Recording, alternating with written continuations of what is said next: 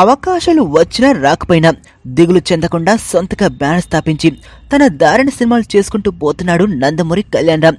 ఈ నేళ్ల కెరీర్లో వెనక్కి తిరిగి చూసుకుంటే అతనొక్కడే తప్ప మరేం కనిపించలేదు. ఇక ఇంతేలే అనుకుంటున్న టైంలో పటాస్ అతన్ని హీరోగా నిలబెట్టింది.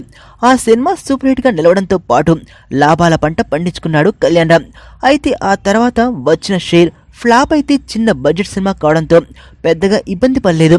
కానీ రవితేజ హీరోగా నిర్మించిన కిక్ టు డిజాస్టర్ అవడంతో కళ్యాణరామ్కి కష్టాలు మొదలయ్యాయి. కానీ అలాగే బండి నెట్టుకొస్తున్నాడు. అయితే పూరి డైరెక్షన్లో వచ్చిన ఇజం అతన్ని పూర్తిగా కష్టాల పాలు చేసింది. ఇజం సినిమా బడ్జెట్ దాదాపు 26 కోట్లు. కళ్యాణరామ్కి అంత మార్కెట్ లేకపోయినా కేవలం పూరి మీద నమ్మకంతోనే ధైర్యం చేశాడు. కళ్యాణరామ్ స్టామినా గురించి తెలిసిన బయ్యర్లు సినిమా కొనడానికి అంతగా ధైర్యం చేయలేదట. అప్పుడు ఎన్టీఆర్ ముందుకొచ్చి జనతా గరేజ్ బయ్యర్ల చేత ఇజంని కొనిపించాడట. అయితే ఇజం పరాజయం పాలవడంతో కళ్యాణరామ్ దాదాపు 10 కోట్ల వరకు నష్టపోయాడని ఫిల్మ్నగర్ సర్కిల్లో వార్తలు హల్చల్ చేస్తున్నాయి. దీంతో కొన్నాళ్ళు సినిమా నిర్మాణం నుంచి తప్పుకోవాలని కళ్యాణరామ్ అనుకుంటున్నాడట. నీ స్నేహితుడు ఎవరో తెలిస్తే నీ క్యారెక్టర్ తెలుస్తుంది. నీ శత్రువు ఎవరో తెలిస్తే నీ కెపాసిటీ తెలుస్తుంది.